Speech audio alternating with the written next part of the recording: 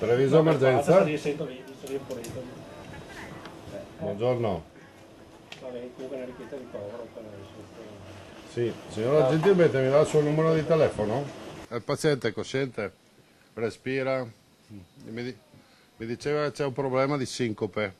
Continua a non dare tregua soprattutto agli operatori sanitari la morsa del caldo che ormai da giorni attanaglia la provincia. Anche oggi diverse le richieste di aiuto arrivate ai centralini del SUEM 118. Sono soprattutto anziani, per alcuni di loro si è reso necessario il trasporto al pronto soccorso. Il piano regionale recepito dalle ASL si sta comunque rivelando efficace. Sta funzionando anche quel piano regionale e recepito dall'ULSS di prevenzione degli effetti del caldo attraverso l'informazione su quando muoversi, su che cosa fare in caso di caldo. Bere molta acqua ed evitare spostamenti sotto il sole durante le ore più calde, questi consigli che medici ed esperti continuano a ripetere in questi giorni.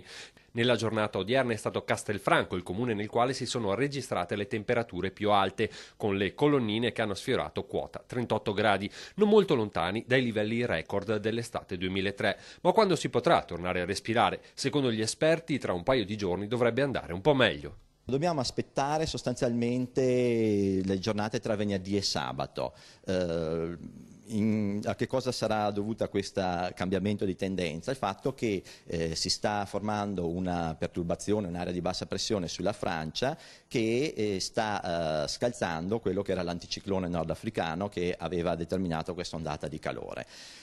Questa perturbazione però non interesserà in pieno la regione, la interesserà un po' marginalmente, e comunque avremo la possibilità di maggiore nuvolosità, un po' più di variabilità, di qualche fenomeno anche temporalesco, soprattutto sulle zone montane, ma non escluso anche in pianura, e poi l'effetto sarà quello di diminuire da un lato le temperature, nella giornata un po' venerdì e poi sabato, e poi di diminuire anche in maniera abbastanza significativa l'umidità.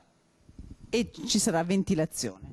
Sì, proprio la diminuzione di umidità è legata a un cambiamento di massa d'aria con una ventilazione che al suolo sarà tratti da nord-ovest con aria più secca.